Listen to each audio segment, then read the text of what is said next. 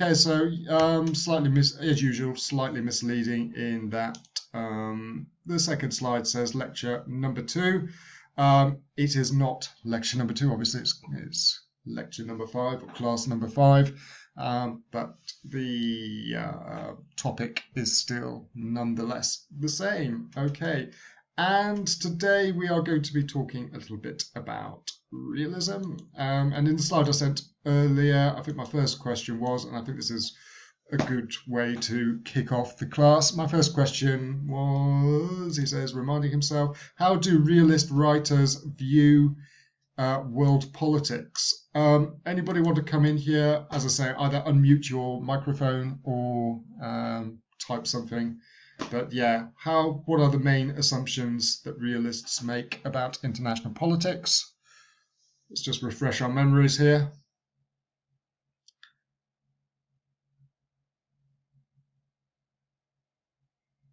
I will type the question as well.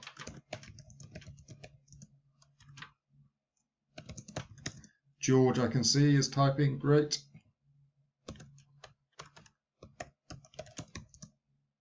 You can do it through typing as well, however.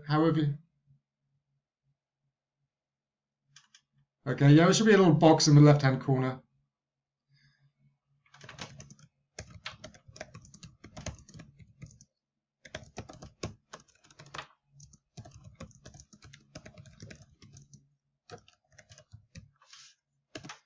Okay, I'll just type out the question. George is telling me he'll refrain from answering for a bit in case anyone. Oh, okay, I'll refrain. Right, okay.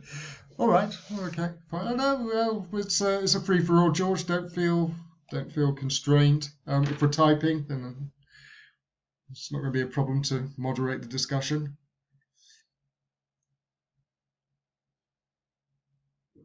He says, taking a sip from his big tankard of water.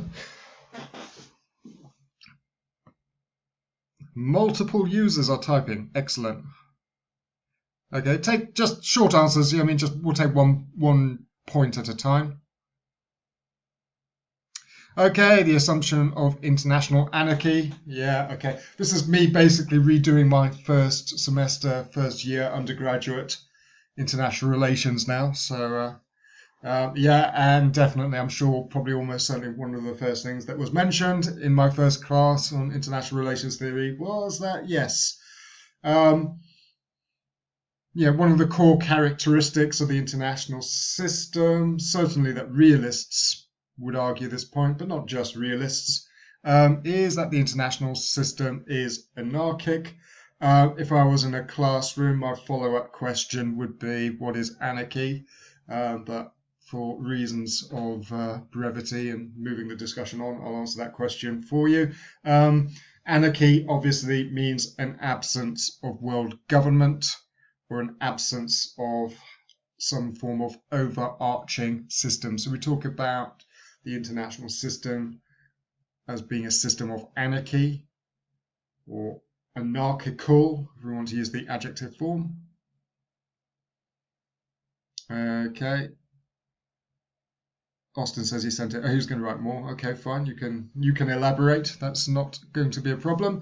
Stanislav, international system is state-centrist. Yeah, state-centric, we usually say. Okay, so we talk about the international system as being state-centric, in that realists think that states are the most important actors in international politics. So obviously, yes, realists don't think that entities like transnational corporations, non-governmental organizations, terrorist groups, whatever, in the scheme of things, these just aren't particularly important from the realist point of view. Looking at Artem's comment, the realist assumptions, so far as I'm concerned, view democracy promotion as to... Yeah, we'll get onto the democracy promotion aspect in a moment. Okay, for now, we'll just stay with, as I said, the realist worldview. Okay, so we've made two comments, first of all. So yes, international system is anarchic. And yes, realism is state-centric. So both these aspects are talking about the sort of ontological view of realists. Ontology meaning how you see the world, or what you think the world is sort of made up of, if I can put it that way. Okay, so these are two sort of ontological assumptions that realists make. Okay, George is chiming in now. Great. It's worth noting too that an interesting realist assumption is that history is cyclical. That is, one could view all history from realist perspective without any ideological problems. Yeah, that's definitely true. So fundamentally, realists think that the true nature of international relations does not fundamentally change. Okay, so in other words, 21st century world politics is not that much different from 20th or 19th or 18th, or indeed, for that matter, go back into the distant past. So Thucydides is often cited as being one of the first sort of realist writers. His history of the Peloponnesian Wars, whenever that was, I think it was 5th century, wasn't it, BC, something like that. So the war between Athens and Sparta. According to a realist standpoint, nothing much has actually changed since then. We still have a system in which these units, states, are in competition with one another. Yeah, good. Okay, carrying on with the comments. Elizabeth coming in here. According to realist, international politics are reactive, not cooperative. Yeah, or at least I'd perhaps slightly modify that by saying that achieving cooperation in conditions of anarchy is very difficult, but not impossible. So I think most realists would acknowledge that when you look through world history, there have been periods of relative peace. So somebody like Henry Kissinger, who obviously, was a policy practitioner, former Secretary of State, but also, made his academic career in Harvard as a sort of realist scholar. Somebody like Kissinger would point to 19th century Europe, the concept of Europe, as states achieving at least a semblance of cooperation, even though they were in an anarchical system. But a realist would argue you would need to have certain conditions, principally, I suppose, some form of balance of power system at work in order to achieve that. They would also argue that cooperation would be a fairly transient phenomenon, meaning temporary. It wouldn't last indefinitely. Sooner or later, just as the concert of Europe did, sooner or later, cooperation would break down and states would find themselves in competition or indeed conflict with one another. Okay. So realists, realism is a fairly sort of cynical theory. Good. Just scrolling down a little bit more. Choosing allies come from realpolitik perspective, not exactly which government is most like. Okay, all right. Well, last bit debatable, but yeah, it's fundamentally yes. So it's real. I suppose my next question would be, what do we mean by realpolitik? Again, I'll probably answer this question for you, but yeah, if we're talking about realpolitik, we're essentially saying that states are pursuing their own interests. Okay, so realists view states as being rational actors, rational egoists. To one of my former lecturers, I think, like to summarize the sort of realist worldview in a fairly pithy way. He used to say that states are rational, national, and instrumental. So rational, national, and instrumental. Rational meaning, as I say, they are rational egoists. They will do what they perceive to be in their own interests. So as I said, they are rational egoists. National meaning obviously state-centric. which is probably more accurate, but it doesn't rhyme, so that's probably why you use national with rational. So states are, really important. And instrumental, states will use various policy instruments, including potentially war, as a means of achieving their goals. So Karl von Clausewitz, famously said, "War is foreign policy by other means." That's one way of translating it from the original German.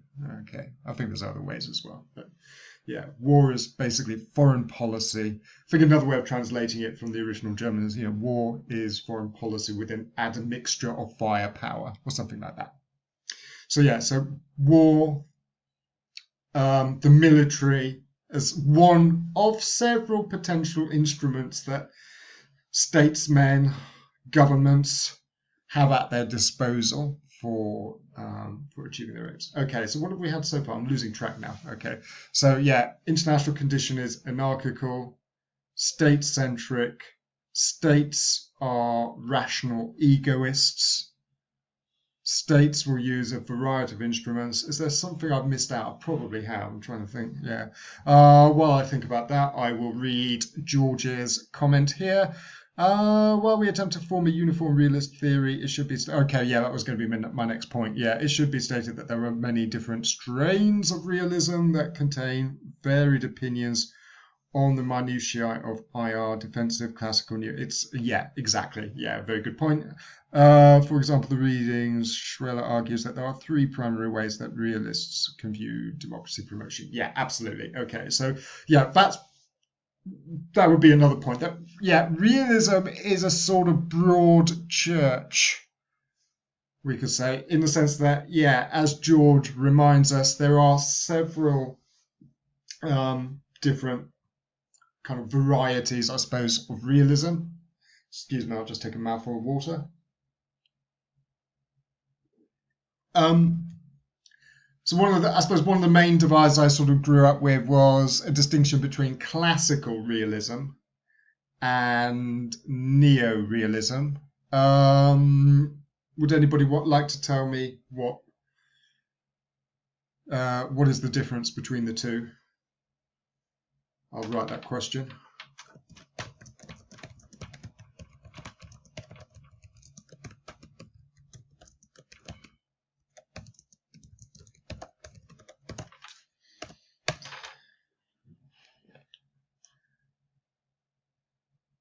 Art Sims typing, great.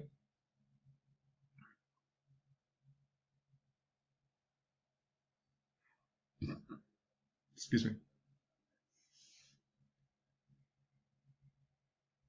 Oh, sorry, George has made another comment in between me writing that. Okay, in case of democracy promotion itself, we have structural, motivational, neoclassical. Okay, great. We'll get onto that now. Let's just, for the moment, before we get onto the neoclassical version, let's just talk about slight difference between classical and neorealism. See if somebody comes through. This is like hosting a radio show where you're reading the text and stuff coming through. It's quite... All right. Oh yeah, there's Art Sims comment. Great. Classical realism said that there's only one activity to state, others on the collective, like NGOs, individual private corporations. Neo-realism, no, not so much. Not sure that's the right answer. Sorry, Art Sim. No, all right. The key distinction between the two. Yeah, what? Okay. No, I think both classical realism and neo-realism. Okay, we're talking about neo-realism, not neoclassical now. Okay, so neo-realism. So neo-realism, I suppose as one of my old colleagues put it, the grand old man of neo-realism is Kenneth Waltz, who wrote probably, I think, the most cited book in international relations theory of international, I think it's Theory of International Politics, 1979. Almost any international relations article, theoretical article, has to begin with that citation. But no, I mean, Waltz, like the classical realists, he's state-centric. in his view of international politics. So, that's one. For what it's worth, actually, and actually I posted this on a Twitter thread not long ago, and got quite a few likes for it, for what it's worth. I personally don't think that in their fundamentals there is a huge difference between classical and neorealism. I mean, I always think that essentially Kenneth Waltz and Hans Morgenthau or whatever, they're kind of splitting hairs. Okay, they're not meaning, by which I mean, there aren't huge fundamental differences between them. So they share a lot in common, classical realism and neorealism. The key difference, though, is that whereas classical realism is bottom up, neorealism is top down, by which I mean classical realists basically explain state behavior in terms of human nature. So somebody like Hans Morgenthau basically says, he begins his famous text, Politics Among Nations, by outlining, I can't remember what it is now, is it 10 or 12, whatever, but 12 basic principles that realists, believe in. And one of the cardinal principles is that human nature is flawed. Basically, people are wicked, people are bad, and that's how you kind of explain conflict. People have a propensity to fight, if you want to put it that way. And this, this basically is then sort of elevated to the arena of states. Okay. Kenneth Waltz, in contrast, says, well, maybe that's true, but that's not enough in order to explain state behavior. He has a famous line in Man, the State and War, in which he says, if you're going to explain the war of whatever it was, I don't know. If you explain the First World War in terms of human nature, then you have to explain the peace from whatever, such and such to such and such, also in terms of human nature. He basically says it explains everything and therefore it explains nothing. So in other words, he says just putting everything down to human nature, that's not good enough.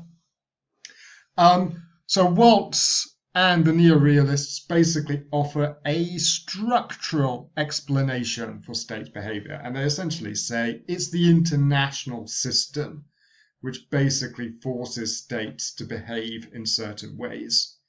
And that brings you on to things like the security dilemma and stuff like that. So he, as I say, it's a sort of more top down. He says the structure of the system itself is what profoundly influences state behavior.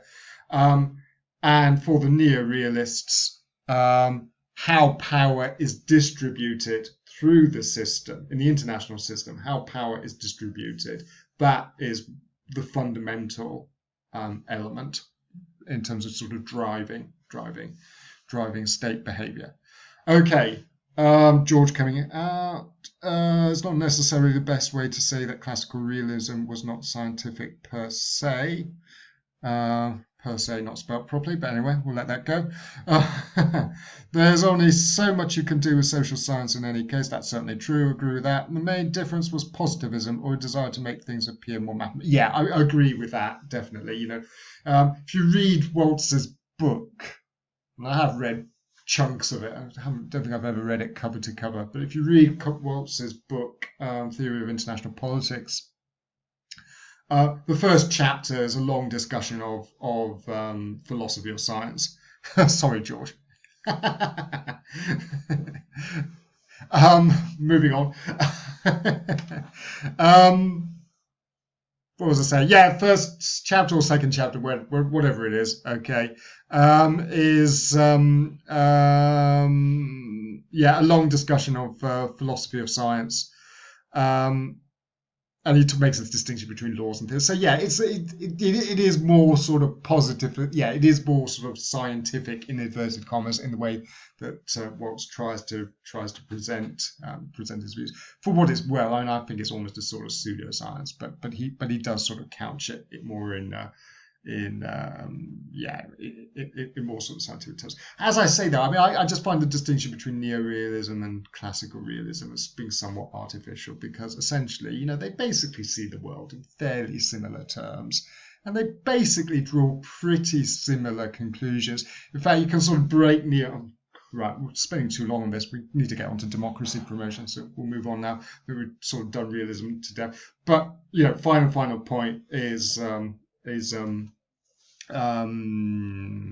was the final point? Yeah, as I said, they basically sort of present the world see the world in pretty similar ways. There's also sort of divisions. This is when it gets really, really, really sort of navel gazing. But there's also distinctions within neorealism between so-called defensive realists and so-called offensive realists. Waltz, I think, is usually characterized as a defensive realist. Somebody like John Mearsheimer is more of an offensive realist. Okay, anyway, I think we will. I think that's enough. I think we've all got a pretty good idea of realism. Okay, I'm just going to quickly go back to our questions. Okay, we've done that. Different varieties of realism. Why do realists view conflict as an inherent feature of world policy? I think we sort of answered that, but essentially, I mean, again, as I say, classical realists, it's all about that people are bad, we have a propensity to fight, etc., etc., etc., and, you know, that's essentially what's driving behaviour in the international arena. For Kenneth Waltz, as I say, he presents a slightly more sophisticated view, and he basically argues that because states can never be certain of each other's intentions, and because military power is ambiguous, in the sense you can't know whether a state is assembling an army for just defensive purposes, or whether or not they are actually planning on launching some form of attack, some form of assault against you. You know, states have to assume the worst. You know, this is why cooperation is so hard to achieve in conditions of international anarchy. You know, states have to assume the worst. Another one of my colleagues, Tim Dunn, former colleagues, I should say, Tim Dunn, you know, talks about the three S's of three S's of realism. He sort of talks about what are they now? I'm trying to remember. But yeah, being state-centric, survival being the chief concern of states. So in the international arena, states basically, you know, it's almost a sort of Darwinian view of international life. States basically have to survive in this international arena, and self-help being the other S. This idea that states have to look after their own interests. They can't rely on others' interests. Okay. Yes, as well. Yeah, it was based on assumptions that were not scientific. It was impossible to false. Yes, and then thus neorealism tried to make.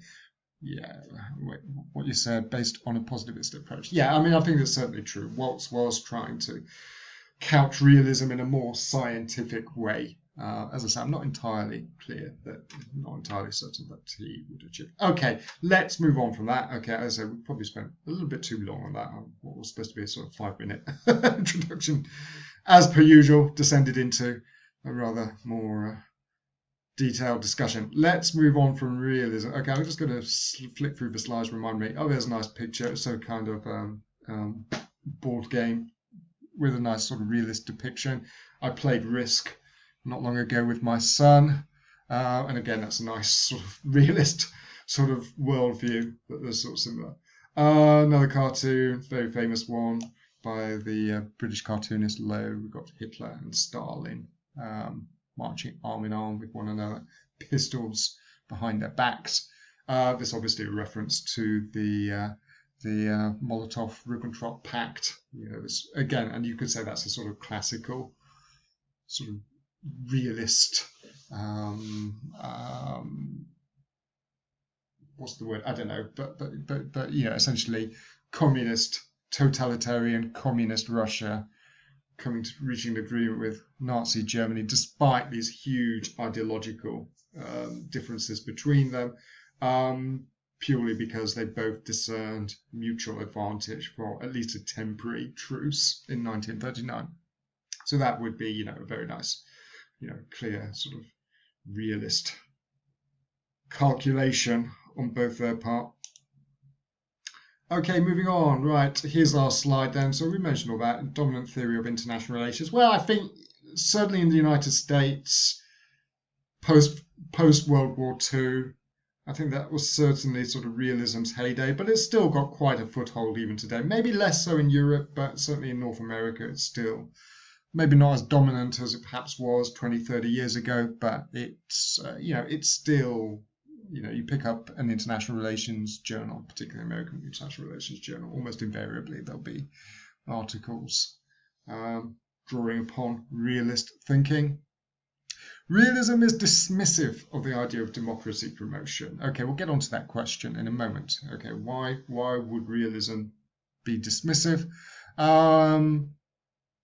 Some realists argue that states do not seek to promote democracy. Other realists say that states shouldn't promote democracy. So there's two sort of arguments there which we need to think about. So one is, if you like,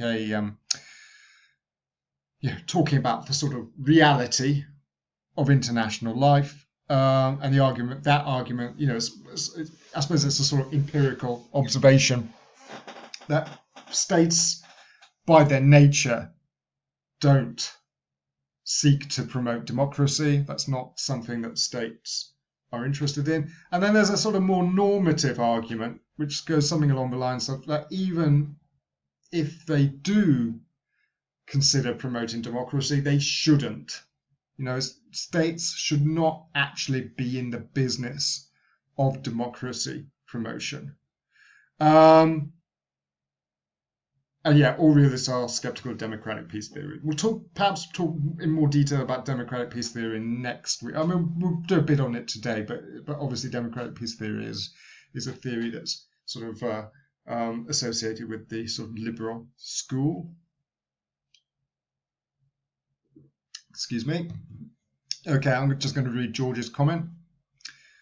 On the topic of military power being ambiguous, I found that Schweller's point on democracy promotion and transparency, that is an interesting point, and we will get onto that in a moment. Was particularly interesting. In the text, it was stated that motivational realism views transparency as the determinant of the probability of democratic peace being achieved. Yes, okay. So that, again, I mean, I think what comes through in Schweller, I'm not sure how to pronounce his name, but anyway, what comes through in his piece is, again, we have to be a bit careful when we talk about realism, in that,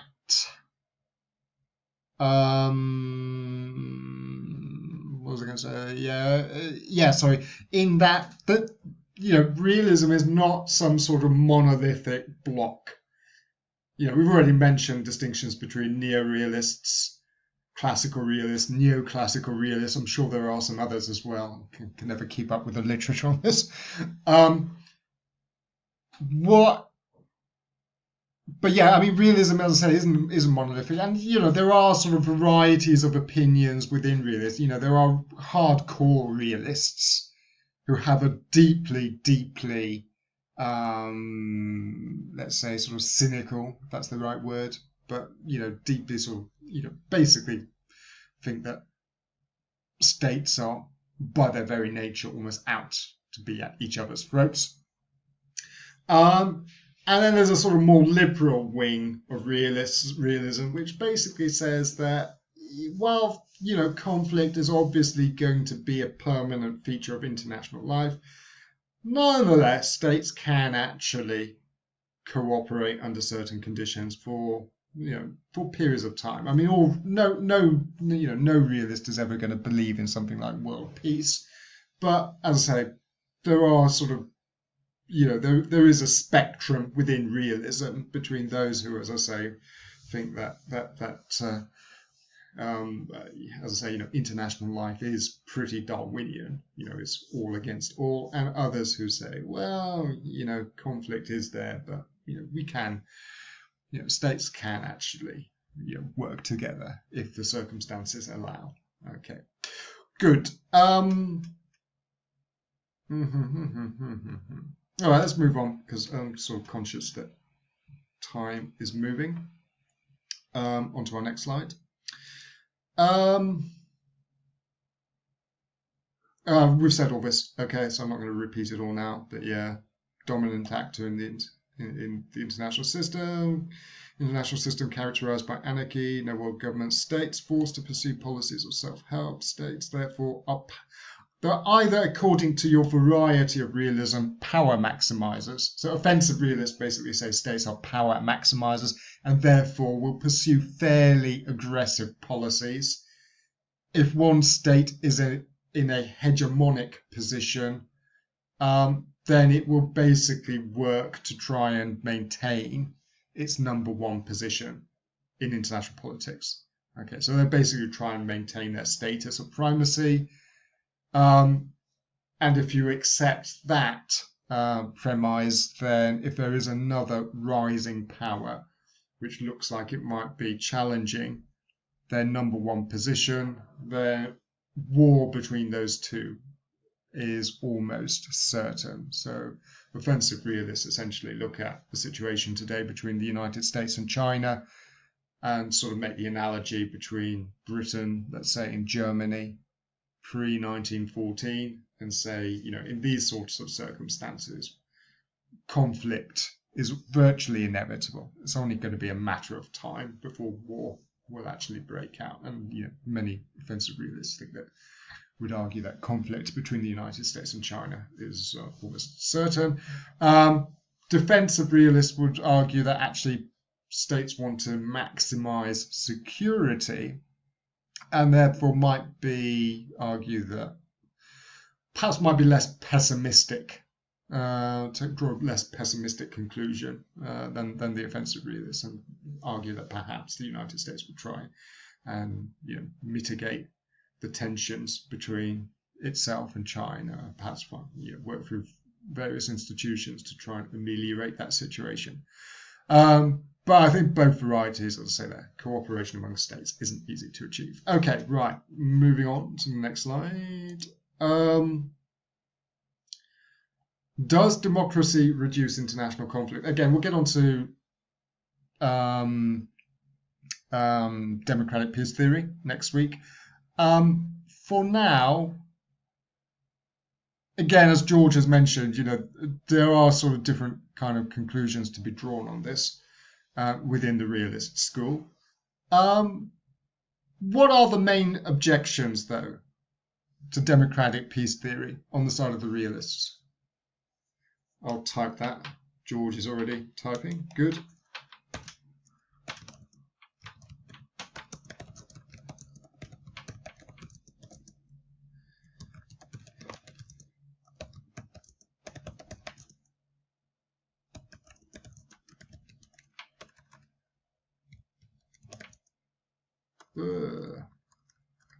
No, I can't type.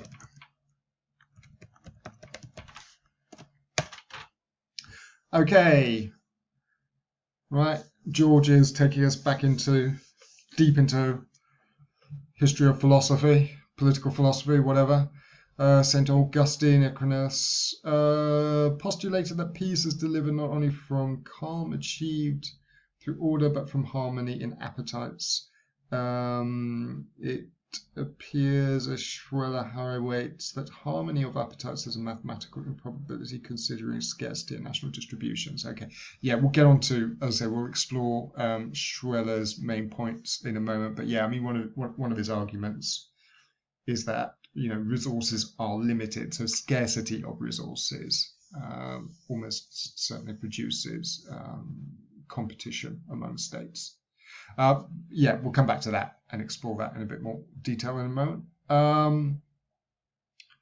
Any other factors before we go there?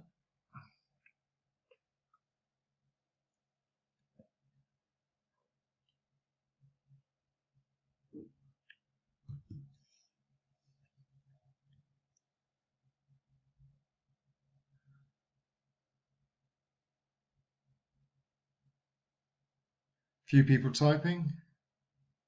Austin, George, good. Just waiting for them to come through.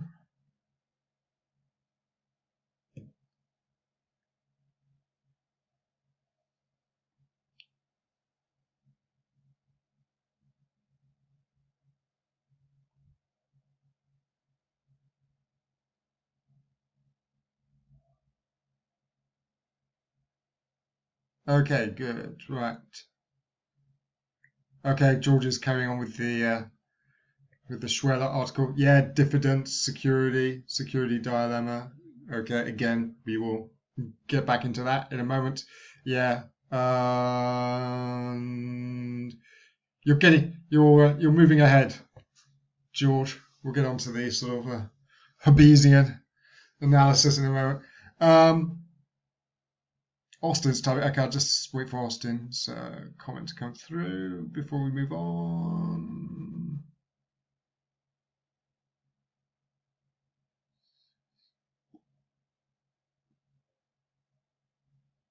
Still typing? All right. Got 10 more seconds on that. Oh, there you are. Great.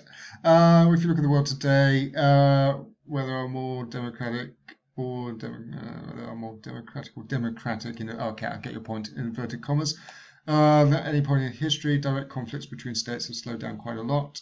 But counterinsurgencies, yeah, that's a good point actually. I mean, what qualifies as war? I mean, again, realists tend to say realism is a sort of state-centric theory. So realists are primarily concerned about conflict between states, and it's certainly true that the incidence of interstate wars has sort of declined. I think I don't have the statistics in front of me, but I think this, the statistics.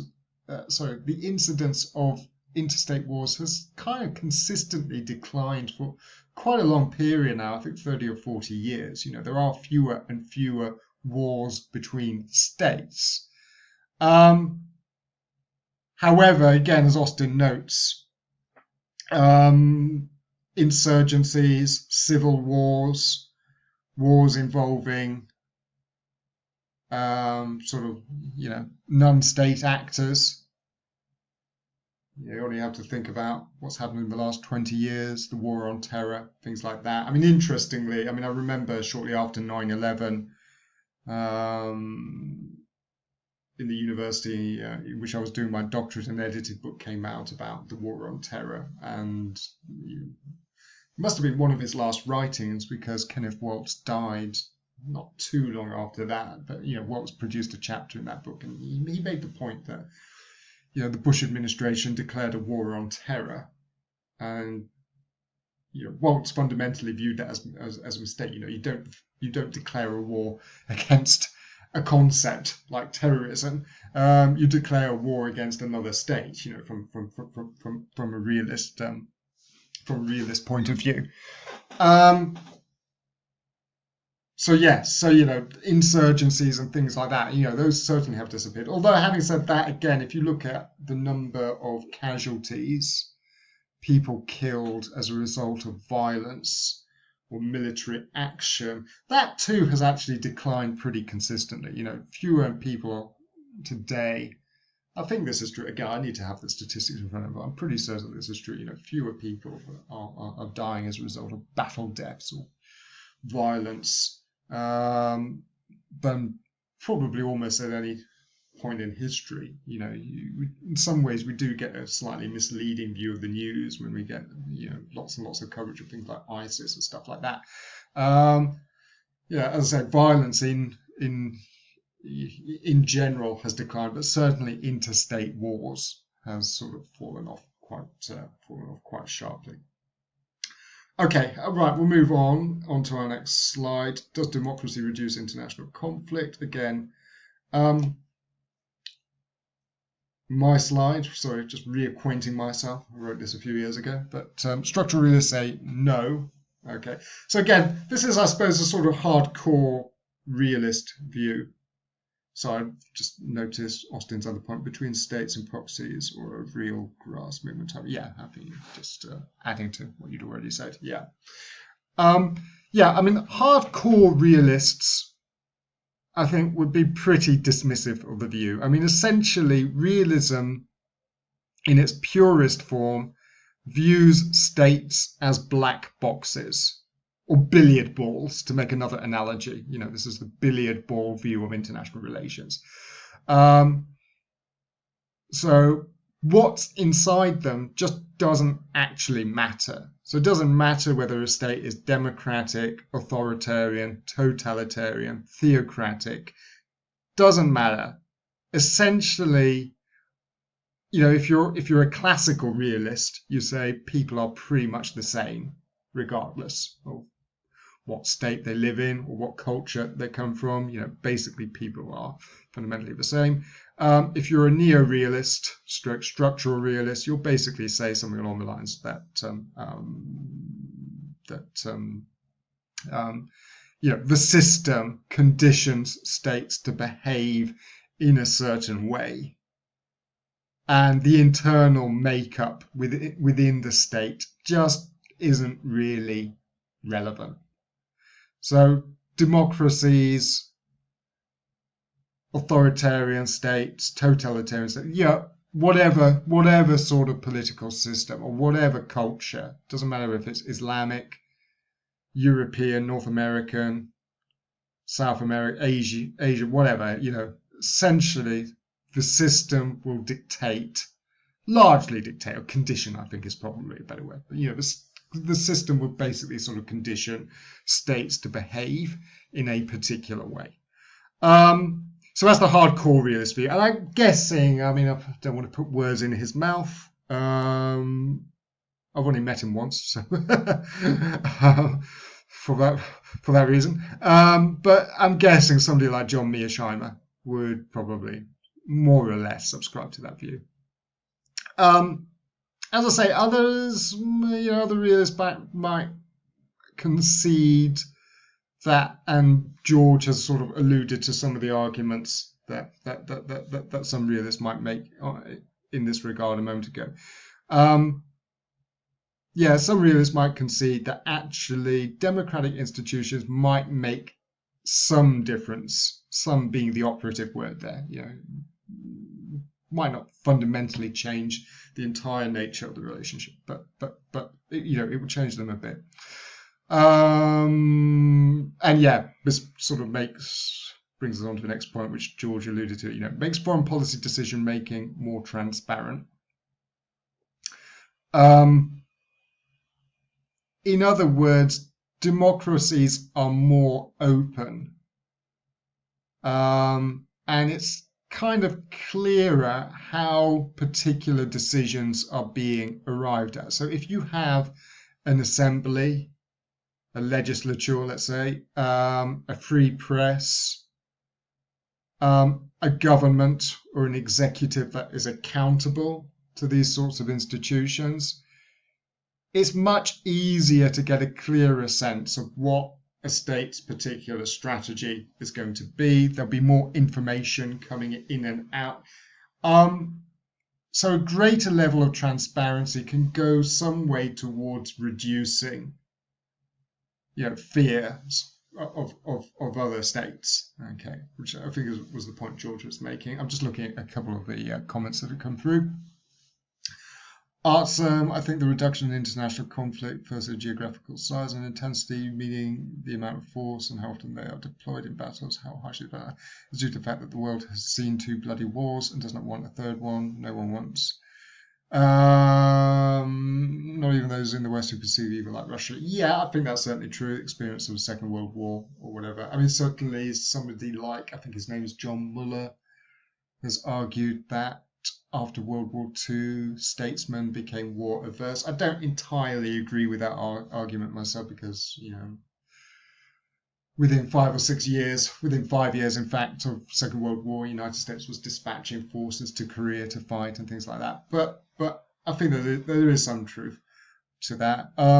Added to that, you've got nuclear weapons, of course, which realists would point to as another quite important factor, which might serve to suppress great power conflict.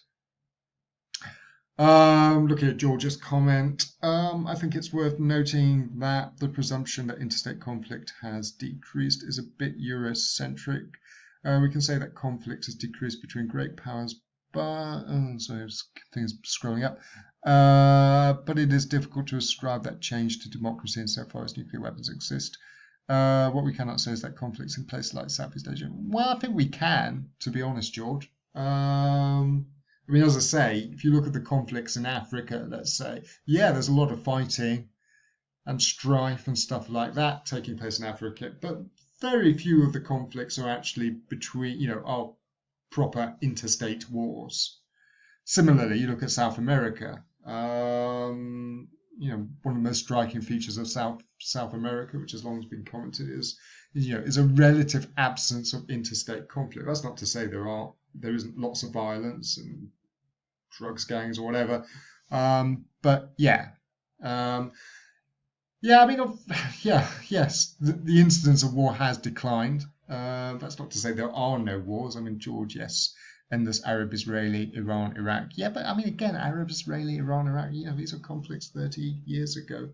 When was the last time there was a full-scale war involving, okay, yeah, you can talk about the excursion into Lebanon. Does that qualify as a war? I'm not sure.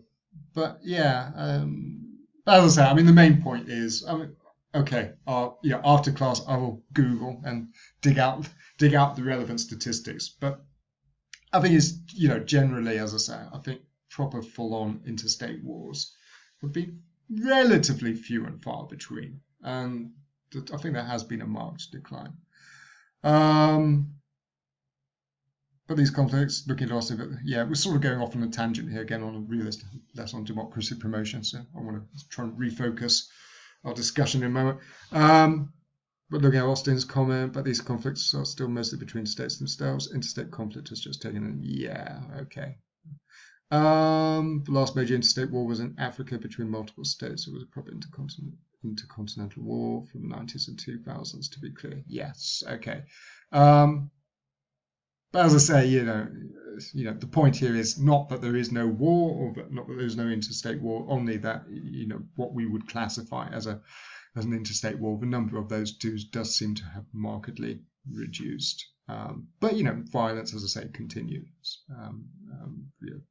in particular regions. Anyway, moving on. Where were we? Okay, yeah, the point about transparency. So yeah, in a democracy, it's clearer how decisions are being arrived at. So to give an example, in the United States, there is a published national security strategy, which anybody can sort of access. Obviously, there's a classified version as well, which probably goes into more detail. But politicians, officials, military commanders, they have to sort of publicly state what their objectives are and what they are trying to achieve. Forced dispositions and things like that. A lot of this information is readily available. So, by virtue of the fact that this information is so accessible, that it can be argued goes some way towards, reducing fears or concerns, particularly among other democratic states. I mean, that's I think an important point.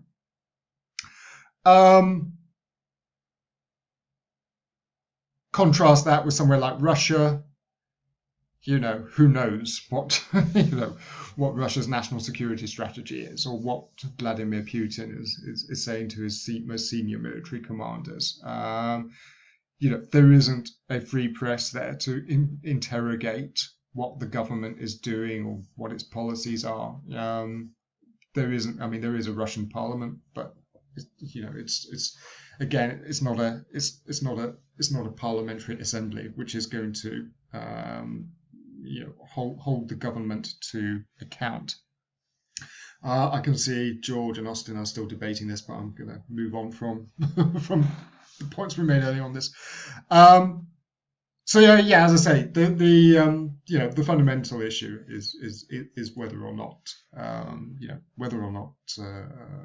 transparency makes a difference. And as I said, some realists would argue that it does make some difference if you have a reasonably open society. Although all realists would ultimately agree that the fundamental causes of world war will remain. Okay, realists very quickly, because as I say, I'm sort of conscious of the fact that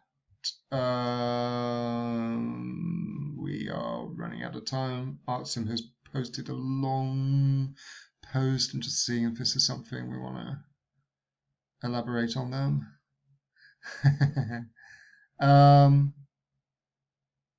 Yeah, we're still on the point about war and conflict and all the rest of it. Okay, fine. Yeah, I think we'll move on from that.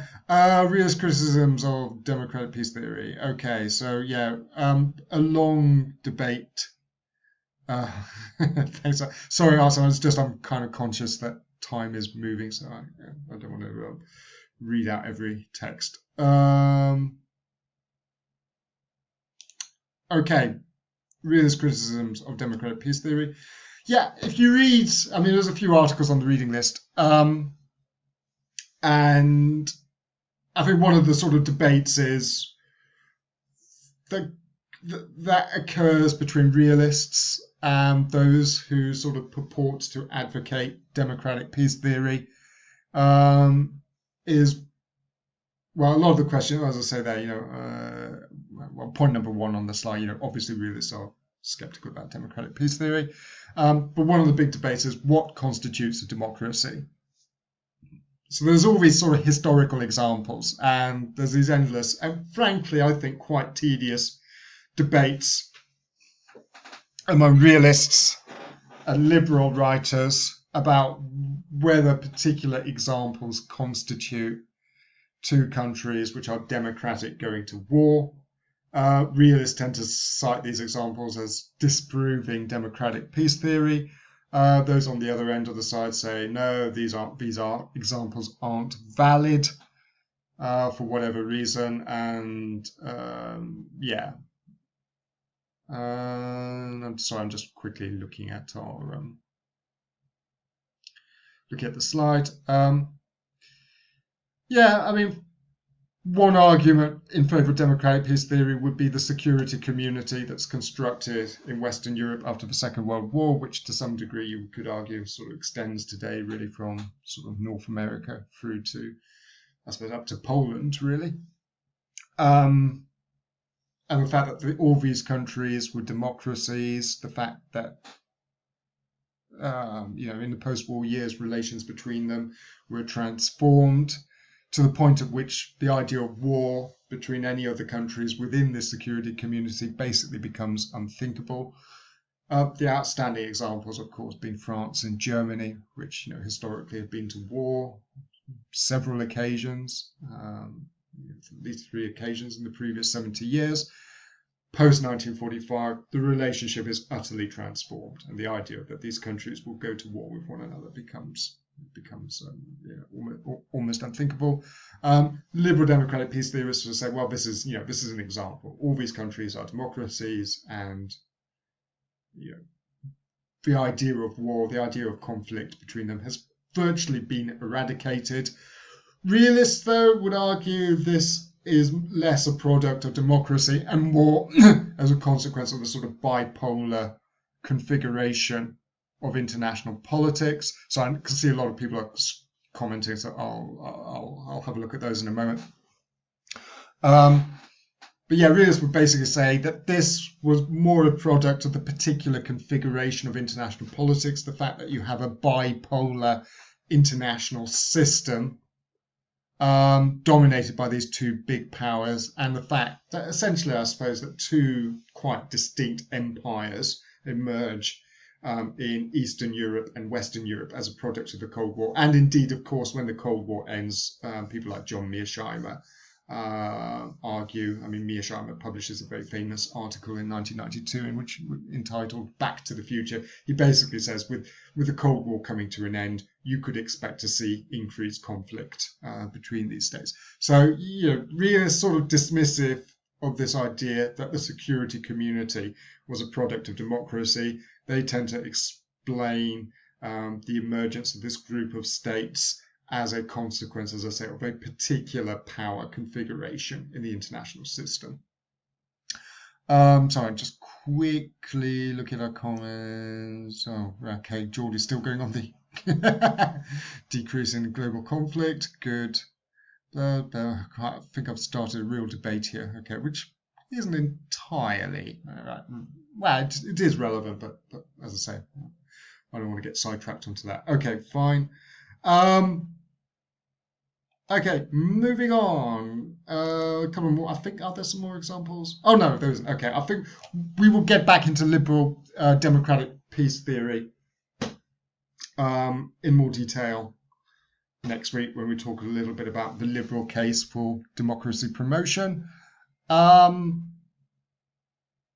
Let's take a look at this slide. Okay, what does Hobbes say? Thomas Hobbes. What's the question? I'm trying to think what the question is. Okay, well, yeah, the question is, what does Hobbes say? Okay, why is Thomas Hobbes important for a realist perspective on international politics? I will write that down.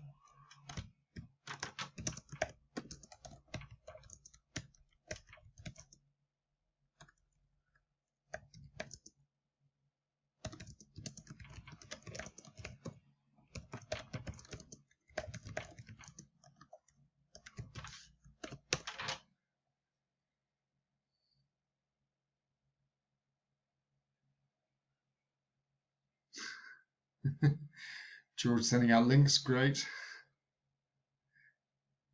Can we get on to Hobbes, guys?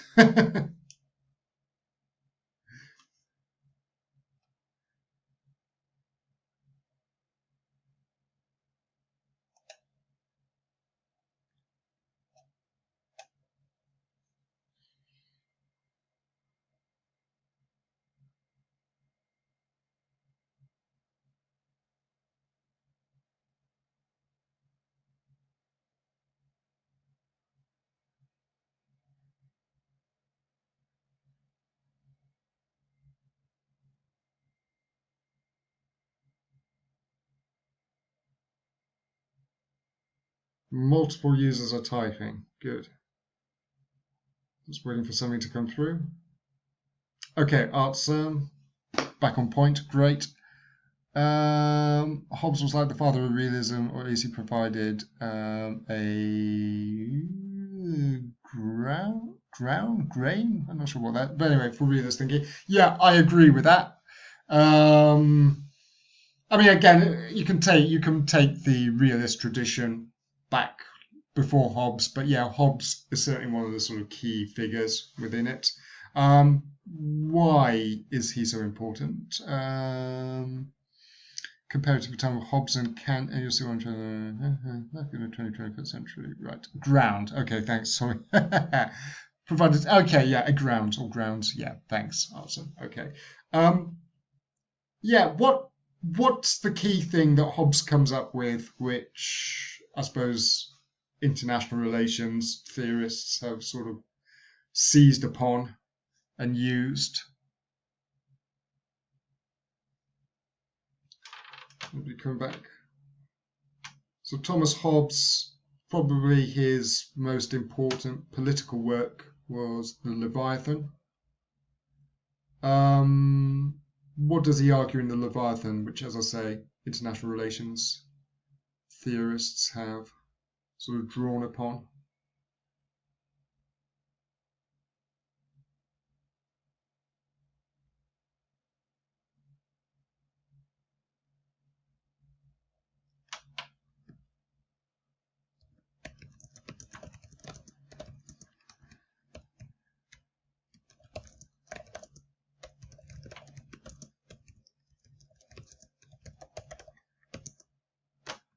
Now, again, can't type. Theorists are drawing upon. Artsom has come in. Okay.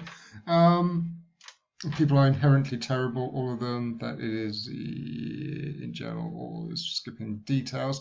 Yeah, I mean, basically, yeah, Hobbes sort of shares the sort of classical realist assumption that people are essentially bad, and he comes up with this. Has nobody yet said it? No. Okay, I'll make this point myself. Then he comes up with this sort of theoretical idea, or how do you say it?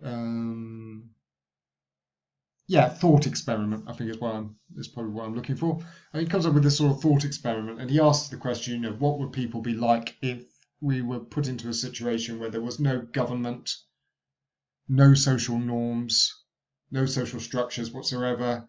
And, we were all basically having to fight for our own interests. And he describes this as being the state of nature. So what would man, yes, exactly, the most famous line in it, yeah. What would man be like in the state of nature? And yeah, as George says, he says life in the state of nature would be nasty, brutish, and short. Okay, so Hobbes has a pretty grim view of what humans, when stripped bare of all the aspects of civilization or whatever, what humans would be like in these sorts of conditions. And as I say, for Hobbes, the state of nature is a state of war. And from that, he basically says, yes, we need to have the Leviathan. Okay, we need to have the Leviathan. Essentially, I think, I'm not a political philosopher, at least not in the same way as my wife or whoever is a political philosopher, but I think he's sort of asking the question about political obligation. What is our obligations as subjects to the monarch or whoever? And he essentially says, and what is the monarch's obligation towards us? And he essentially says, well, the monarch has no obligation towards us because its presence basically saves us from ourselves. Okay, so you need to have a strong authority to save us from the state of nature.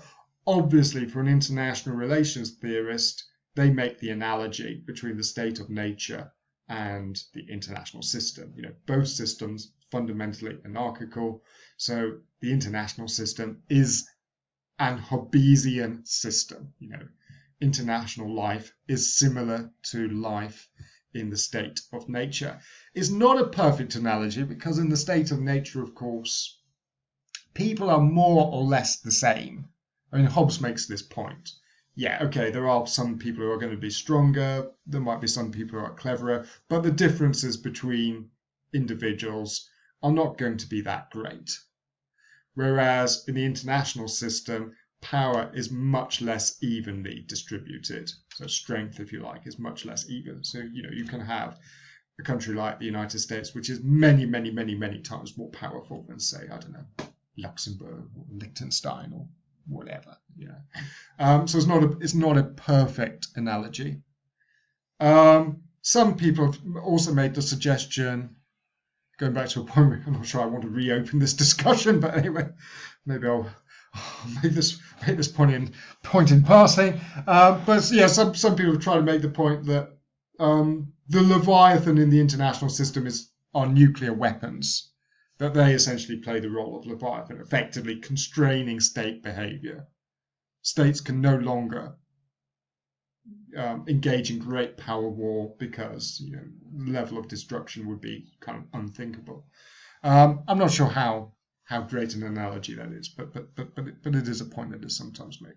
Okay, so the international system, as I say, fundamentally Hobbesian, and Schweller's chapter, which George has mentioned, sort of uses Hobbes's thinking as a way of I suppose sort of critiquing democratic peace theory and this idea of democracy promotion. So let's move on to our next slide.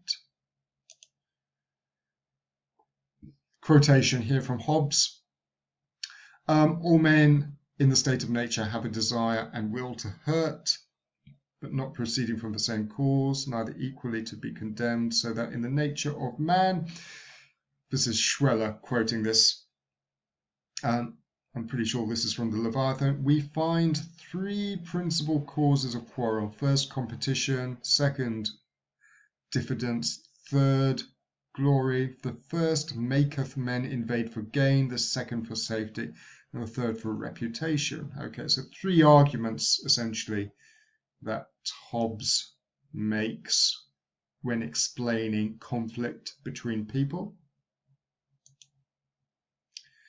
Let's begin with competition again. George has alluded to this. Essentially, scarce resources makes competition likely among states, especially weak, poor states. So I think if I remember, it's been a while since I read the chapter, but Schweller says that perhaps these conflicts are even more acute in those parts of the world which are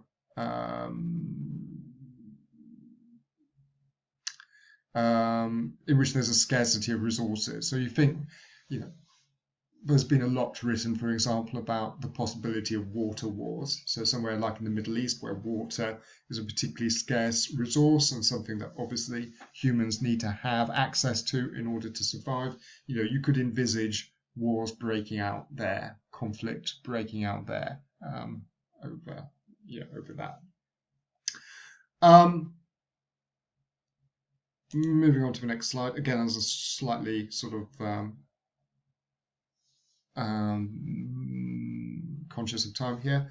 Free trade and peace. Okay, so yeah, one of the liberal arguments, again, we'll get onto this in more detail next week and the week after because we're going to have a class on globalization, but one of the liberal arguments, put very simply, is that free trade produces peace. Okay, or there's a fundamental correlationship. So there's a fundamental correlation between the level of reasonably open trade and political, or rather the lack of political conflict. And yeah, Schweller, taking a sort of realist view of this, disputes this. He says it's not necessarily true that free trade or even globalization necessarily will produce a more peaceful world. And a few points there. Realist skeptical about whether trade produces peace.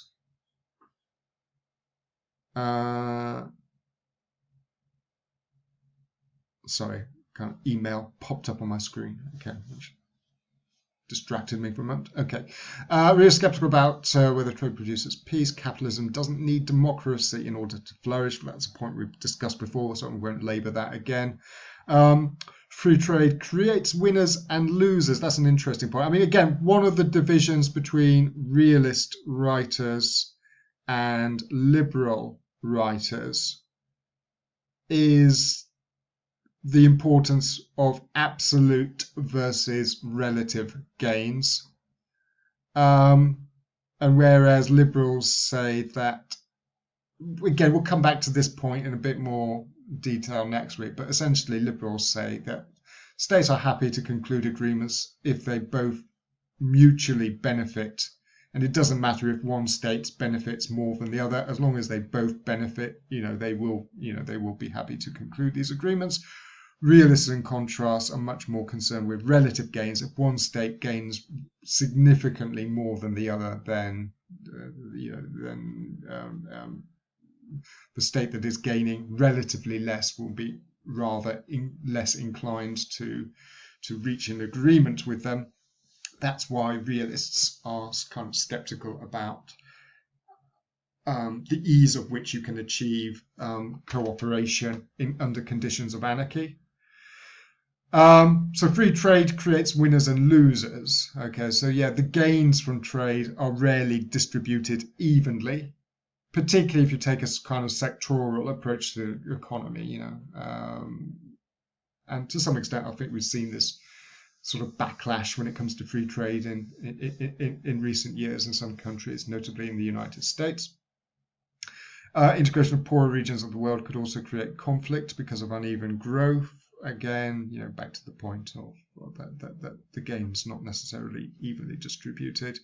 I think the final point's a good one. Yeah, economic growth can also result in more scarcity. So as countries sort of develop economically, they tend to consume more resources, want greater access to more resources. That too, in turn, could produce greater scarcity. And if you believe scarcity can result in conflict, then realists would say over time, as the world economy grows, the likelihood of conflict might actually increase. So that fundamentally, as I say, kind of works in opposition to the view of liberals and kind of globalization theorists who essentially say that the more integration, the more interconnectedness you have, the less likelihood you will So the less likelihood that there will be conflict. Okay, so just reading George's point again. Capitalism requires consumers susceptible to the shaping of their needs and manipulation of their wants, whereas democracy needs citizens autonomous in their thoughts and independent in their judgment. Yeah, I probably need a moment to absorb that to come back on that. Yeah, it's an interesting, certainly an interesting point. Yeah, Pinochet was great for the Chilean market. Yes, absolutely. I mean, that brings us back to the point we made earlier that democratic systems and the market capitalism. It's not necessarily clear that both that you need that they are sort of mutually dependent on each other. So I'm just reading George's point again. Sorry, it's kind of 80 minutes into class now, so I'm getting tired. So take a moment to think about it. I suppose democracy needs citizens autonomous in their thoughts and independent in their judgment. Yeah, I suppose there is that sort of. As I say, that is an interesting point. That yeah, I mean, in a pure capitalist model, I suppose people are supposed to be sort of independent thinkers. We're supposed to exercise our consumer preferences independently, but then of course you do have things like advertising, which are supposed to manipulate us into certain ways. But anyway, it's going again slightly off topic. Okay, running out of time now, so I want to finish this off. Diffidence. Okay, so going back to Hobbes again. So Hobbes says one area which can produce conflict is competition. Another area is diffidence. Diffidence states go to war because they cannot be sure of each other's intentions. So this is a kind of classical security dilemma situation that we've mentioned before. Thucydides famously talks about the conflict breaking out between Athens and Sparta over, again, I forget exactly which was which, but one side's growing fear of the other's power. Schweller, though, argues that states usually go to war to enhance power. So uncertainty, diffidence is rarely enough to lead to war, Schweller argues. And I think I probably would agree with that. Although you can certainly find examples of states going to war because they are becoming increasingly concerned that one of their neighbours is going too powerful. Well, that's really the only reason, but a couple of obvious examples spring to mind is Germany's decision to go to war against Russia in 1914. Obviously, there were several reasons for that, but at the back of their minds, there was this growing concern that Russia was growing in power, that perhaps the gap between Germany, the power gap between Russia and Germany was beginning to close. Similarly, you can look at Japan, December 1941, Pearl Harbor, the Japanese thinking that this was possibly their last opportunity, that they could go to war because they feared, that the United States would simply become too powerful. As it was, ultimately they were crushed. Okay, and then finally, glorious states are concerned with status, want to be stronger than other states. That can be cited as an example. Possibly one example might be China today, wanting to be treated as a great power, or maybe even a superpower in waiting. You do get a sense that the Chinese now much, kind of conscious of their, of their place, let's say, in the international order.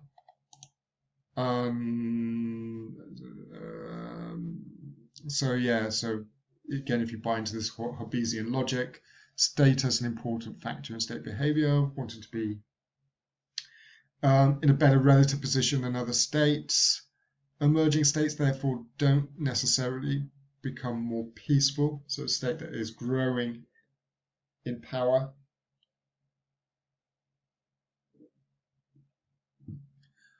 might not necessarily become more peacefully inclined. For example, China wants to be treated as a which is what I just said, as a superpower in waiting. Public opinion in the United States wants America to retain its hegemonic position. So again, as I alluded to earlier, you could point to relations between China and the United States today as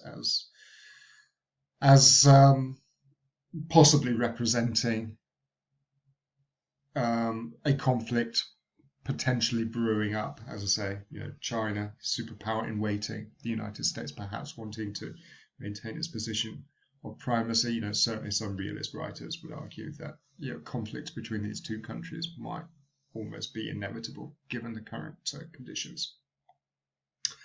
Okay, does that bring me realist conclusions? Yeah, that's my final slide. Okay, which basically summarizes the points that I have made.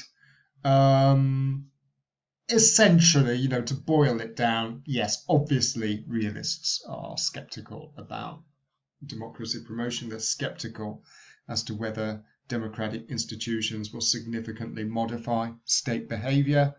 They certainly don't think that states should be overly concerned with promoting democracy. Having said that, again, as the Schweller chapter mentions, that there is this sort of acceptance that a higher level of transparency might actually increase the possibilities of some form of state cooperation. Actually, one thing we haven't mentioned today was the I'm trying to remember his name. Hang on, I think I've got the PDF here. The Caverley article as well, which is actually quite interesting. It's called Power and Democratic Weakness, Neoconservatism and Neoclassical Realism.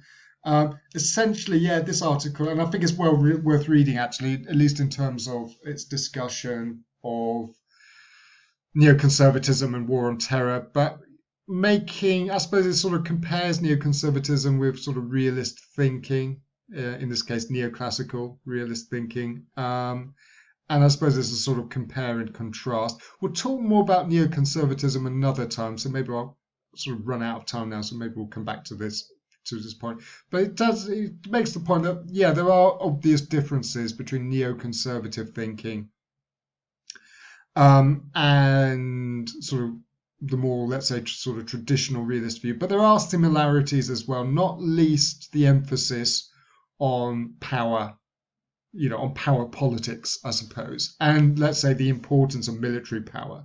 So while there are sort of differences, I mean, I think the neoconservatives draw different conclusions from sort of the more sort of traditional realist canon, if I can put it that way. There are also some similarities as well. So I suppose, if I'm interpreting the article right, I mean, I think Caverley is sort of arguing that there are, there are certain similarities, that the distinction between neoconservatism and realism, let's say, in its most general form, is perhaps less pronounced than some of its proponents on both sides, realists and neoconservatives actually make out.